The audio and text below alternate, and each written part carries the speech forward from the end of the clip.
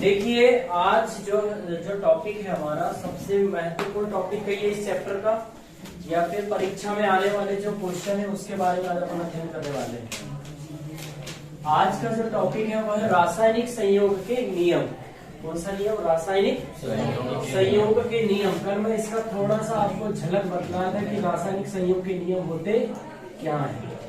रासायनिक संयोग के नियम, रासायनिक संयोग के नियम, ये मैंने लिख दिया। इस चैप्टर का सबसे महत्वपूर्ण जो टॉपिक है वो है रासायनिक संयोग के नियम। मैंने रासायनिक संयोग के नियम में आपको बताया था कि वे सभी रासायनिक अभिक्रियाएं जो एक विशेष नियमों का पालन करती हैं उन्हें हम रासायनिक संयोग के नियम कहते हैं। सभी रासायनिक अभिक्रियाएं, फिर आपने सभी रासायनिक अभिक्रियाएं कौन सी होती है तो आपको पता है, संयोजन अभिक्रिया, वियोजन अभिक्रिया, विस्थापन अभिक्रिया, द्विविस्थापन अभिक्रिया, redox reactions, oxidation reactions, reduction reactions. सारे रिएक्शन आपने कक्षा 10 में पढ़ा है ना? पढ़े हो कि नहीं? कि सर जब दो पदार्थ आपस में मिलकर के एकल उत्पाद का निर्माण करते थे हम उसको संयोजन अभिक्रिया कहते हैं। जब कोई एक अभिकारक दो भागों में टूट जाता है तब वो वियोजन अभिक्रिया कहलाती है ना? इसके पश्चात आपने वो जिंक के टुकड़े वाला विस्थापन अभिक्रिया पढ़े होगी। जिंक के टुकड़े को जब सल्फ्यूरिक अम्ल में डाला जाता है तब जिंक जो रहता है वो SO4 के साथ जुड़कर के ZnSO4 और हाइड्रोजन गैस को रिलीज करता है, वो विस्थापन अभिक्रिया होगा। रेडॉक्स अभिक्रिया भी आपने पढ़े हो, है ना? रेडॉक्स अभिक्रिया दो पदार्थ है आपस में मिलकर के दोनों में, एक में ऑक्सीकरण और अपचयन दोनों साथ साथ होने लगती है। ऑक्सीकरण भी होने लगती है और अपचयन अभिक्रिया भी होने लगती है। और जब ये ऑक्सीकरण और अपचयन साथ साथ होती है तो वही अभिक्रिया को अपन क्या बोलते हैं? Redox reaction. तो रासायनिक संयोग के नियमों को 5 भागों में डिवाइड किया गया। पहला हो गया द्रव्यमान संरक्षण का नियम। द्रव्यमान संरक्षण का नियम,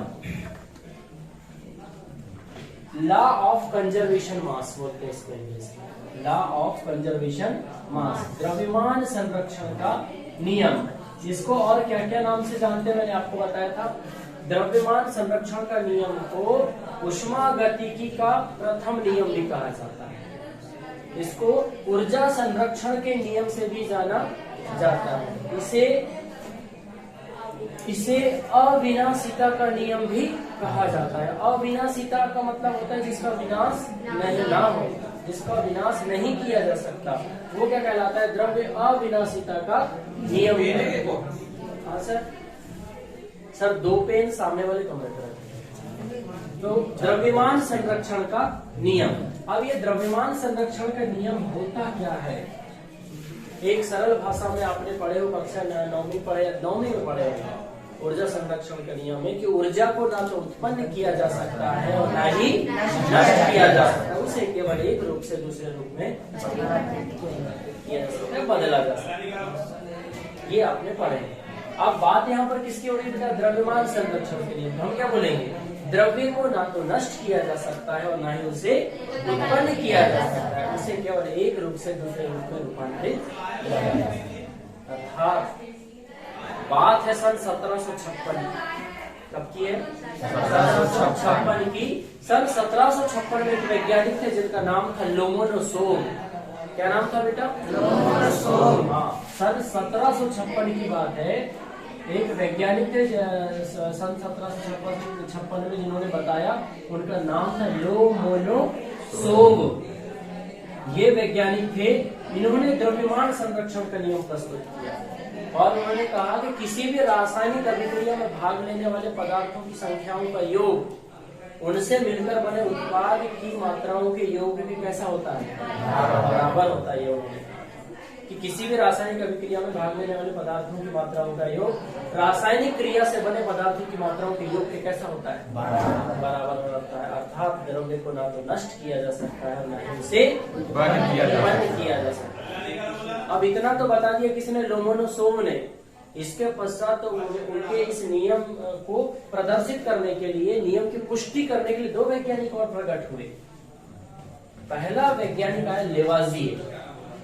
कौन है? लेवाजिए। लेवाजिए ने क्या करा, एक फ्लास्क लिया, कांच का फ्लास्क, कुछ इस प्रकार होता है कांच का फ्लास्क, इस प्रकार से कांच का फ्लास्क होता है, इस प्रकार है ना।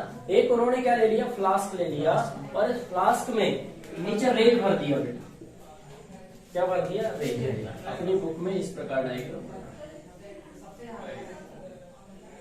इस प्रकार से डायग्राम बना, इस प्रकार का फ्लास्क है, अपन इस प्रकार का ना लिखा, इस प्रकार।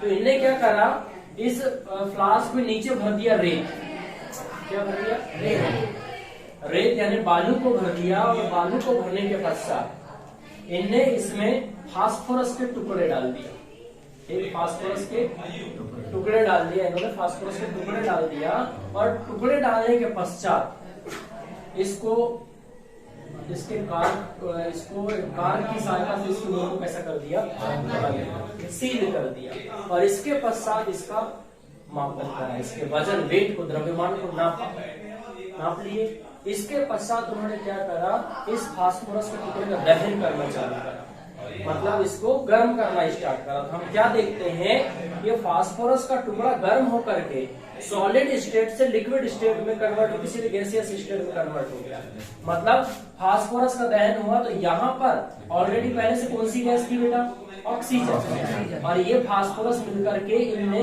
P2O5 बना लिया, फास्फोरस पेंटा ऑक्साइड बना लिया।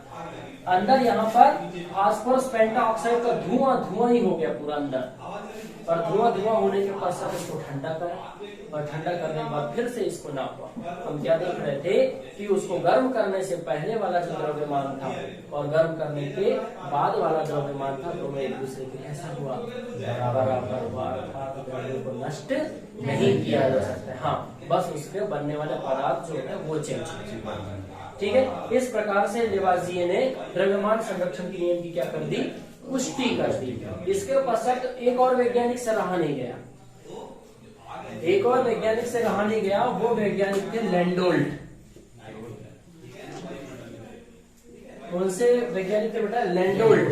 ये लैंडोल्ट आया, और लैंडोल्ट ने भी कहा कि मैं भी द्रव्यमान संरक्षण के नियम की क्या करूंगा, पुष्टि करूंगा। उन्होंने एक एच आकार की नली का पात्र लिया, एच आकार की नली का पात्र किस प्रकार लिया, देखिए बकायदा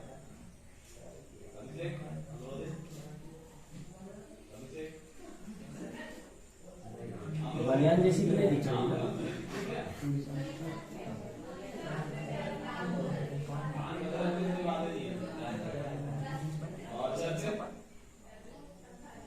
इस प्रकार का एक एच आकार की नली का पात्र ले लिया, एच जैसे दिख रहा है ना। अब इनने क्या करा, एच आकार की नली का पात्र ले लिया, और एच आकार की नली के पात्र में लेने के पश्चात उन्होंने क्या करा, अलग अलग पदार्थ लिया। एक साइड उन्होंने AgNO3 ले लिया, क्या ले लिया बेटा, AgNO3, जिसका नाम क्या होता है, सिल्वर नाइट्रेट। AgNO3 क्या बोला जाता है, सिल्वर नाइट्रेट। और एक साइड उन्होंने KCl का विलयन ले लिया, एक साइड का विलयन ले लिया बेटा, KCl, ठीक है। अब KCl का विलयन, अब इन्हें क्या करा, सबसे पहले जो यहाँ के जो मुंह थे खुले हुए थे, तो वहीं से तो डालेंगे ना। अब यहाँ पर अपन ने एक साइड क्या भर दिया, AgNO3 कर दिया, और एक साइड क्या भर दिया, KCl का विलयन। इसके पश्चात ये जो नली है इसको अपन पैक कर देते हैं, सील कर देते हैं, और इसके पश्चात इसका अपन वजन नाप लेते हैं, द्रव्यमान नोट कर लेते हैं कि इसका द्रव्यमान कितना है। इसके पश्चात अपन ने ये अब इस प्रकार से भरे हुए थे। अब इसके बाद जैसे ही उन्होंने द्रव्यमान नापा, वैज्ञानिक जो थे लैंडोल्ट, उन्होंने उसको उलट पुलट करने लगे, ऊपर नीचे करने लगे। तो आपको कहीं से रास्ता खुला दिख रहा है क्या वहां पर, ये देखो यहाँ से रास्ता खुला दिख रहा है। अब जैसे मैंने उलट पलट करा, तो ये वाला पदार्थ यहाँ से कहाँ चला गया बेटा, इधर, और ये वाला पदार्थ यहाँ से किधर चला गया, इस तरफ चला गया। कहने का तात्पर्य AgNO3 और KCl दोनों आपस में कैसे हो गए, अब उन्हें उलट पुलट करा, उलट पुलट करने के पश्चात ये दोनों पदार्थ जब आपस में मिले, तो इन दोनों ने आपस में क्या कर ली बेटा, क्रिया कर ली, आपस में क्या कर ली, क्रिया कर ली। और जब ये आपस में दोनों ने क्रिया करे, तो यहाँ क्या करे, यहाँ का Ag और यहाँ का Cl आपस में मिलकर के क्या बना लिए बेटा, AgCl बना लिए, प्लस यहाँ का K और यहाँ का NO3 क्या बना लिए, KNO3 पोटेशियम नाइट्रेट। तो इस प्रकार आपने देखे कि इस रासायनिक अभिक्रिया में दोनों पदार्थ आपस में मिलकर के नया पदार्थ का निर्माण कर लिए हैं। कौन से पदार्थ का निर्माण कर लिए, नए पदार्थ का निर्माण करके, मतलब ये कौन सी हो गई, रासायनिक अभिक्रिया हो गई। अब बताओ, पदार्थ अभिक्रिया के पहले दूसरे थे, अभिक्रिया के बाद दूसरे हो गए, लेकिन जब ये ऐसा खंगालने के पश्चात जब ये AgC और KNO3 बना, तब इसको इन्होंने फिर से नाप करके देखा, फिर से इसके द्रव्यमान का मापन करा, तो क्या देखता है कि उलट पुलट करने के पहले का द्रव्यमान और बाद का द्रव्यमान दोनों कैसा है, समान है। अर्थात द्रव्य को न तो उत्पन्न किया जा सकता है और न ही उसे नष्ट किया जा सकता, अपितु उसे एक रूप से दूसरे रूप में रूपांतरित किया जा सकता है। इस प्रकार से द्रव्यमान संरक्षण के नियम का यहाँ पर समापन है। इसके पश्चात फिर स्थिर अनुपात का नियम आएगा। ये पहला हो गया जिसको अपन डिटेल आगे पढ़ेंगे। इसके पश्चात दूसरा आएगा स्थिर अनुपात का नियम। काय का नियम आएगा, स्थिर अनुपात का नियम। इसके पश्चात नंबर 3 में आ जाएगा गुणित अनुपात का नियम। कल बताया था ना बेटा, गुणित अनुपात का नियम। इसके पश्चात एक वैज्ञानिक थे जिन्होंने एक और नियम की खोज की, जिनका नाम था गैलुसैक। क्या नाम था, गैलुसैक नाम था जिनका। उन्होंने गैसीय संयोजन का नियम दिया। क्या का नियम दिया, गैसीय संयोजन का। हाँ, गैलुसैक का गैसीय संयोजन का नियम, गैसीय संयोजन का नियम। और लास्ट में बेटा एक वैज्ञानिक आए, आवोगाद्रो। कौन सा वैज्ञानिक, आवोगाद्रो का नियम, या इसको एवोगैड्रो का नियम भी कहा जाता है। आवोगाद्रो को हिंदी में आवोगाद्रो बोलते हैं और इसको इंग्लिश में एवोगैड्रो भी पढ़ते हैं, है ना। तो एवोगैड्रो के नियम, ये चारों पांचों, पूरे पांचों जो नियम है वो कौन से नियम कहलाते हैं, रासायनिक संयोग के नियम। ठीक है, चलिए तो ये सारी चीजें अपने को अभी पढ़ना है। तो फर्स्ट ऑफ ऑल आप लिखिए रासायनिक संयोग के नियम। समझ में आया आकाश?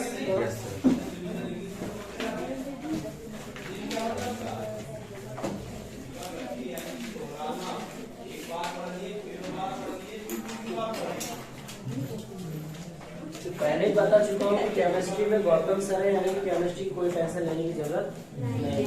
जब तक अपन जिंदे हैं तो केमिस्ट्री आपकी कोई अच्छी होने से नहीं रोक सकती बड़ेगा के अंदर।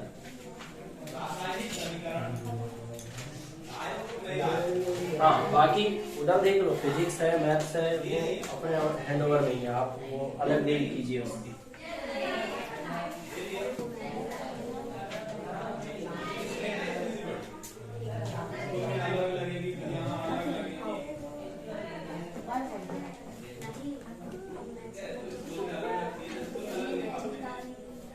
अच्छा, यदि यहाँ पर अपन KCl की जगह NaCl लेते हैं, KCl की जगह NaCl लेते हैं, तो यहाँ क्या निकलता, NaNO3। जहाँ पोटेशियम था वहाँ यदि Na लेते हैं अपन, तो यहाँ निकलता क्या, NaNO3, जिसको सोडियम का।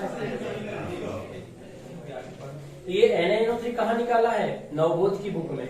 और जो KCl की क्रिया कराया है शिवलाल, तो अपने आसपास यदि शिवलाल की बुक है तो वही अपने को अरेंज करना है ना। यदि आप लेना चाहे, परचेस करना चाहे तो सबसे पहले लिखिए रासायनिक संयोग के नियम।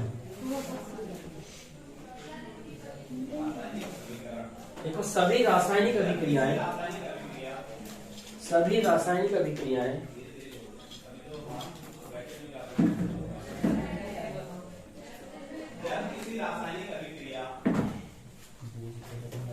सभी रासायनिक अभिक्रियाएं एक प्रकार के विशेष नियमों का पालन करती हैं, एक प्रकार के विशेष नियमों का, एक प्रकार के विशेष नियमों का पालन करती हैं।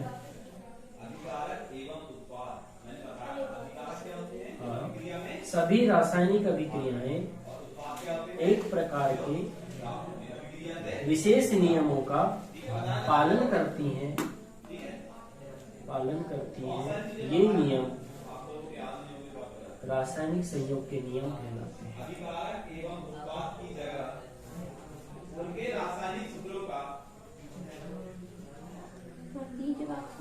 करती हैं, ये नियम रासायनिक संयोग के नियम कहलाते हैं।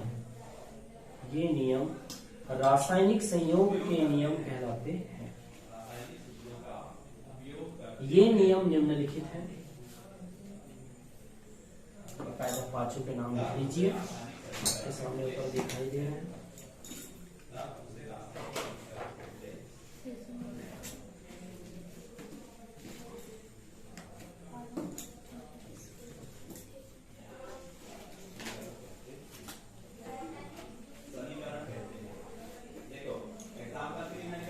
हो गया? ये पांचों के नाम लिख लीजिए बेटा, और साइड हेडिंग लिखेंगे द्रव्यमान संरक्षण का नियम।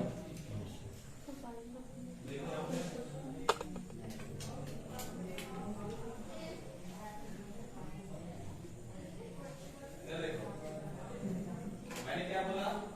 रासायनिक समीकरण में लिखा, ठीक है ना? जैसे कि वहां पे लिखा हुआ है बुक में मैग्नीशियम। मैग्नीशियम का क्या होता है प्रतीक? मैग्नीशियम का प्रतीक क्या होता है?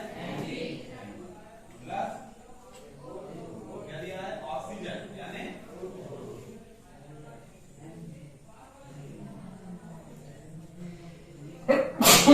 या ओ भी लिख सकते हैं, ठीक है ना? अगर अणु ना ले तो ये भी हो सकता है, ठीक है? क्या बनेगा? MgO। अब यहाँ पर O लिखो। जो अपन ने कक्षा 10वीं में पढ़ा है वो भी यहाँ पढ़ना पड़ेगा।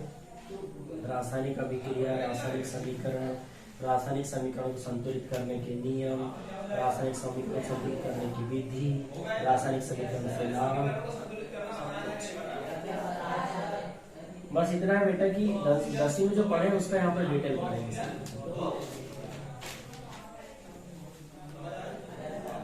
हम उस दिन आपके घर गए थे, कहाँ गए? कहाँ सर?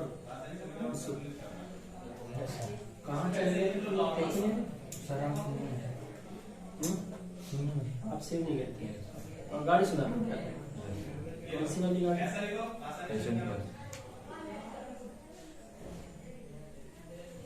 आपके मौसा जी से मिलेगा।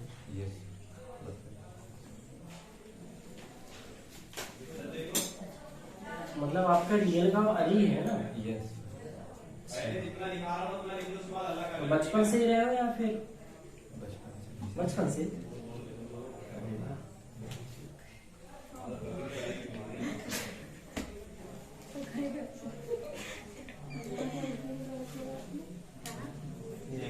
कैसी क्यों आ रही है?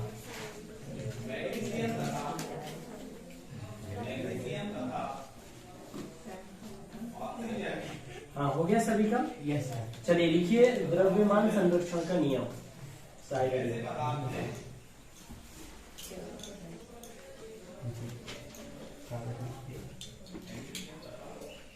द्रव्यमान संरक्षण का नियम लिखिए जरा। इस नियम को सर्वप्रथम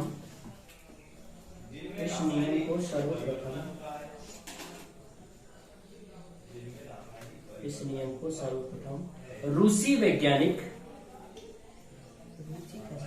हाँ रूस के थे इसलिए रूसी वैज्ञानिक,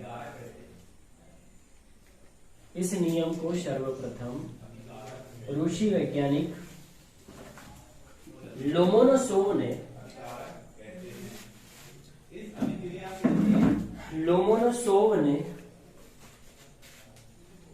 नहीं दिख रहा, देखो क्या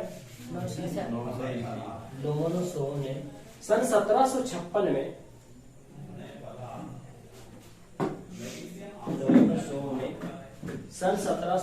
में प्रतिपादित किया था।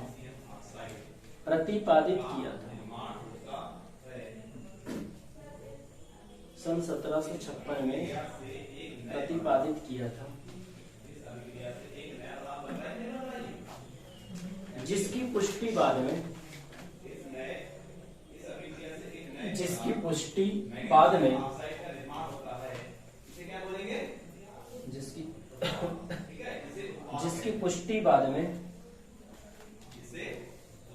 लेवाजिए व लैंडोल्ट आदि वैज्ञानिकों ने की। लेवाजिए, जामे छोटी क्या आएगी बेटा? हाँ, लेवाजिए व लैंडोल्ट आदि वैज्ञानिकों ने की।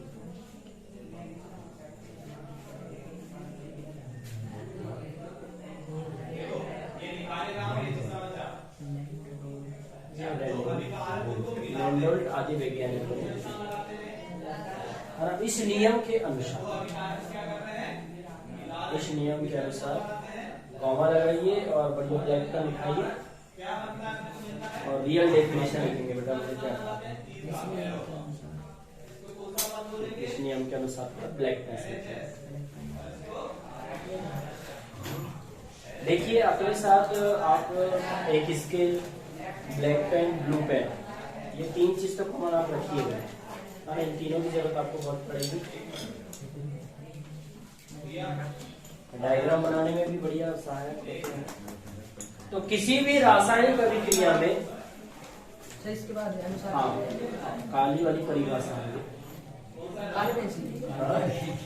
खाली वाली परिभाषा, किसी भी रासायनिक अभिक्रिया में, किसी भी रासायनिक अभिक्रिया में भाग लेने वाले, किसी भी रासायनिक अभिक्रिया में भाग लेने वाले पदार्थों की मात्राओं का योग, पदार्थों की मात्राओं का योग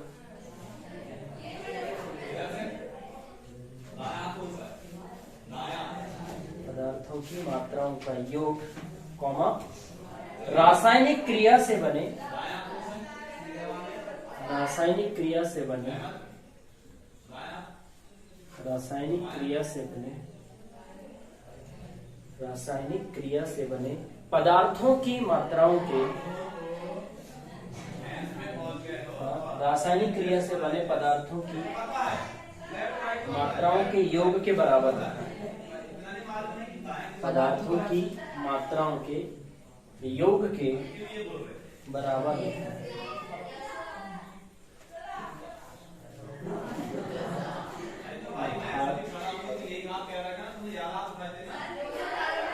अर्थात द्रव्य को न तो, अर्थात द्रव्य को न तो, द्रव्य को न तो नष्ट किया जा सकता है और ना ही उत्पन्न किया जा सकता है, ना तो नष्ट किया जा सकता है और ना ही उत्पन्न किया जा सकता है।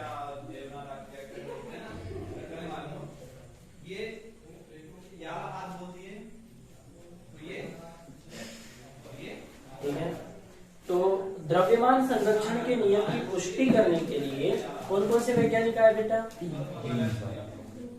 कौन कौन आए?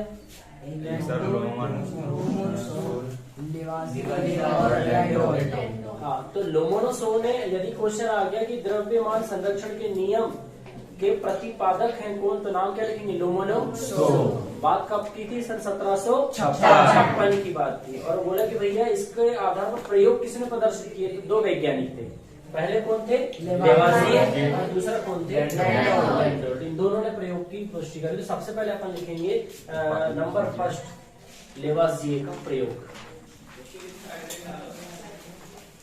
ठीक है, नंबर फर्स्ट लिख लीजिए या फिर साइड हेडिंग बस लिख लीजिए लेवाजिए का प्रयोग।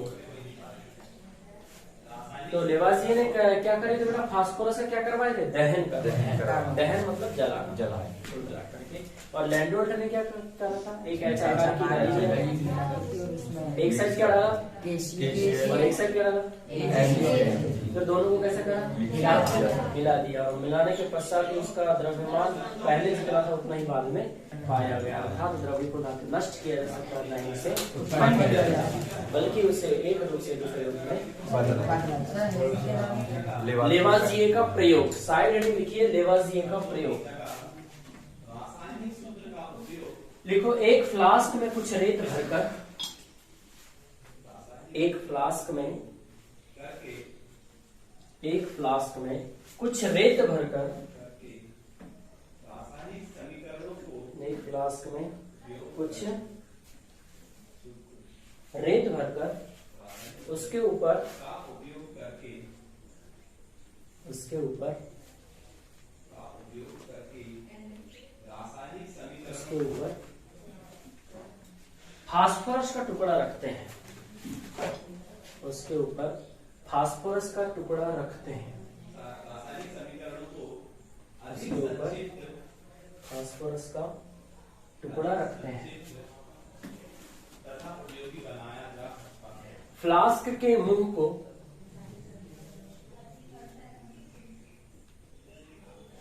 अधिक संचित तथा फ्लास्क के मुंह को सकता है। कार्क से कसकर बंद करके, रासायनिक समीकरण फ्लास्क के मुंह को कार्क से कसकर बंद करके, रासायनिक समीकरण बंद करके फ्लास्क को तौलते हैं, रासायनिक समीकरण किसी फ्लास्क को तौलते हैं। रासायनिक अभिक्रिया को दर्शाता फ्लास्क को क्या करते हैं बेटा? तौलते हैं। है। फिर फ्लास्क को गर्म करते हैं, फिर फ्लास्क को गर्म करते हैं।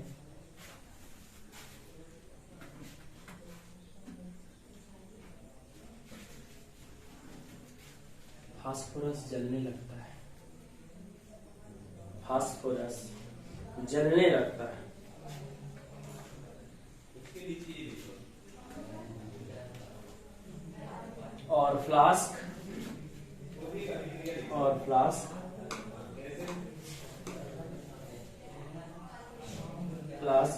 P2O5 के धुएं से भर जाता है। फ्लास्क P2O5 के धुएं से भर जाता है। P2O5 का नाम क्या बताया था हमने? फास्फोरस हाँ, वेरी गुड, फास्फोरस पेंटा ऑक्साइड। P2O5 के धुएं से भर जाता है। फ्लास्क को ठंडा करके पुनः तौलते हैं, फ्लास्क को ठंडा करके, फ्लास्क को ठंडा करके पुनः तौलते हैं।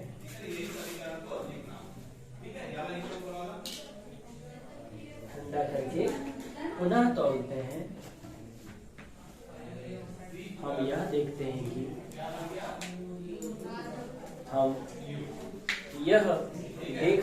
कि फ्लास्क को गर्म करने से पूर्व, देखते हैं कि फ्लास्क को तौलते हैं। तौल लिए बेटा, लिखो। हम यह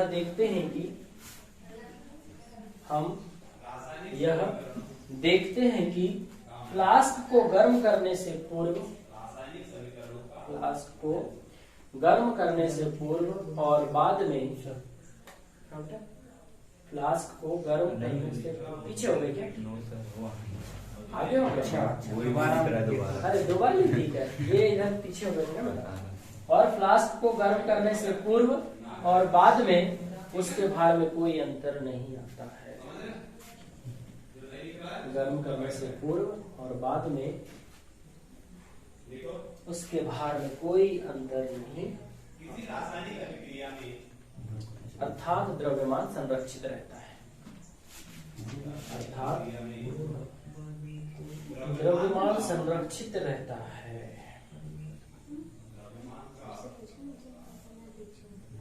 पूछो हमसे, कौन पीछे हो गया? कौन पीछे हो गया? नहीं, अच्छा पीछे ऐसा लोगों जैसा मत होना, बता रहा हूँ। जो भी पीछे हो गए पूछ दे। हाँ, अर्थात द्रव्यमान संरक्षित रहता है।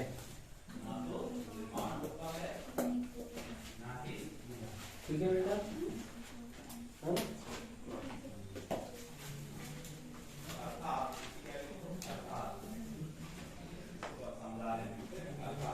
किसी रासायनिक अभिक्रिया के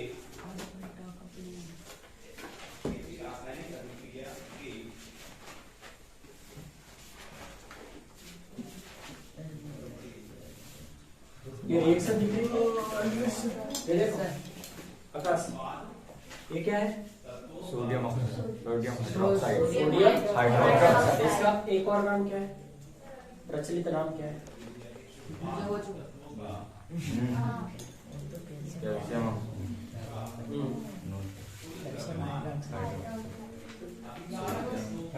क्या नाम से प्रचलित है ये रे? सर ये चूड़ी लगा निर्मा नहीं, सोडा धावन से पूरा बोल डाले, पूरा पूरा 10वीं का पूरा, जो नए तो पापड़ नहीं सही कह रहा है, वो दूसरा है, लेकिन वो दूसरे तत्वों का बता। NaOH को बोला जाता है कास्टिक सोडा। क्या बोलते हैं? ये है कास्टिक सोडा और ये है कास्टिक पोटास। याद रखिए, प्रचलित नाम है। आप तो बोलोगे sir potassium hydroxide sir, sodium hydroxide sir, लेकिन क्या है ये? Caustic soda. ठीक है, याद रखिए। जब कास्टिक सोडा की क्रिया NaOH की क्रिया HCl के साथ कराते हैं तब NaCl+H2O बनता है। मैं आपको द्रव्यमान संरक्षित होता है कैसे ये बता रहा हूँ। अब अपन जानते हैं सोडियम का परमाणु क्रमांक कितना होता है? 11। भार कितना होता है? 23। ऑक्सीजन का कितना होता है? परमाणु क्रमांक 8। भार कितना होता है? हाइड्रोजन का परमाणु क्रमांक 1, भार भी कितना होता है? क्लोरीन जो है उसका परमाणु क्रमांक 17 और इसका भार होता है 35.5। ये याद करना पड़ेगा आगे अपने को। ये सब भार, परमाणु भार, प्रोटॉन प्लस न्यूट्रॉन दोनों की संख्याओं का योग उसकी द्रव्यमान संख्या कहलाती है, जिसे अपन स्मॉल ए से प्रदर्शित करते हैं। ये सब डेमो क्लास में स्टार्ट में सब पढ़ाया गया है, बेसिक क्लासेस में, जब आप लोग नहीं लगभग बहुत सारी चीजें अणु परमाणु तत्व यौगिक मिश्रण से लेकर के पूरा सब कुछ पूरा बार लेकर करवाए थे, लेकिन आप लोग नहीं है उस समय। लेकिन अभी आप आ गए हैं, अभी एक बार और पढ़ लेंगे। तो सोडियम क्या हो गया? 23, ऑक्सीजन का 16, हाइड्रोजन का 1, क्लोरीन का 35.5। अब देखो सोडियम का कितना है बेटा? 23। ये हो गया 23 प्लस ऑक्सीजन का कितना है बेटा? 16 और हाइड्रोजन का 1। तीनों को मिलाकर कितना हो गया? 25। अरे 23, 16, 39 और 1 40। मतलब सोडियम हाइड्रोक्साइड का द्रव्यमान कितना हो गया पूरा? 40 प्लस हाइड्रोजन का 1 और क्लोरीन का 35.5, तो कितना हो गया? 36.5। हाइड्रोजन क्लोराइड या हाइड्रोक्लोरिक अम्ल का 36 कितना हो गया? 5। इन दोनों को अपन ने जोड़ा तो कितना आया बेटा? हाँ वेरी गुड, 76.5 आ गया। आप उधर भी इतना छोड़ना चाहिए, तब जाके अपना द्रव्यमान संरक्षित रहेगा। तभी तो बोलेंगे कि द्रव्य नष्ट नहीं हो रहा है। अब देखो Na का कितना? 23 है ना। क्लोरीन का 35.5 कितना हो गया बेटा? 58.5 हुआ क्या? प्लस हाइड्रोजन के 2 हैं तो यह 2 हो गया, प्लस 16 2 18। जोड़ी जरा कितना हो गया? 58 और 10 हो गए 68। अर्थात आप कह सकते हैं कि हमारा द्रव्यमान कैसा है? पदार्थ नया बनता है लेकिन द्रव्यमान संरक्षित रहता है। अर्थात जितने पदार्थ अभिक्रिया में भाग लेते हैं उतने ही पदार्थ अपने को उत्पाद के रूप में प्राप्त होते हैं। इसलिए द्रव्य ना तो उत्पन्न किया जा सकता है ना ही उसे नष्ट किया जा सकता है, उसे केवल एक रूप से दूसरे रूप में बदला जा सकता है। क्लियर? इस प्रकार से हमारा ये वाला जो है लेवाजी का प्रयोग खत्म होता है। यहाँ पर आप इसका चित्र बना लीजिए। ये वाला P2O5 का धुआं यहाँ पर होगा और ये हो गया फास्फोरस का टुकड़ा।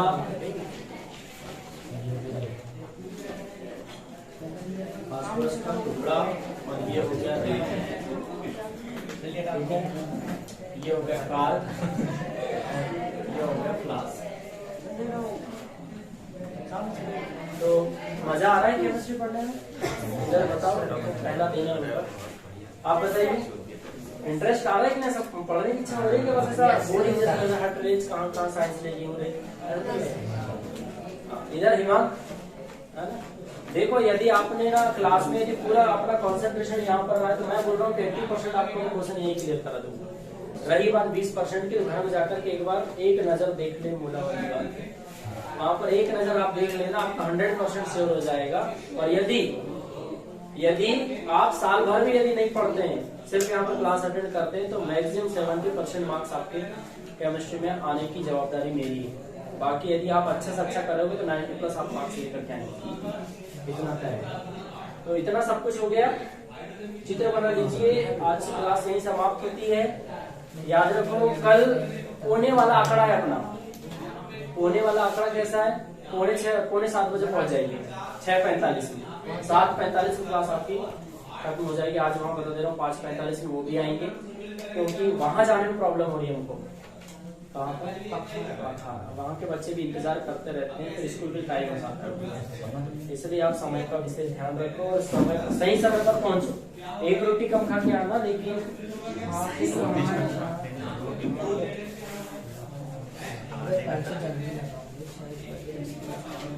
मैं जल्दी काहे की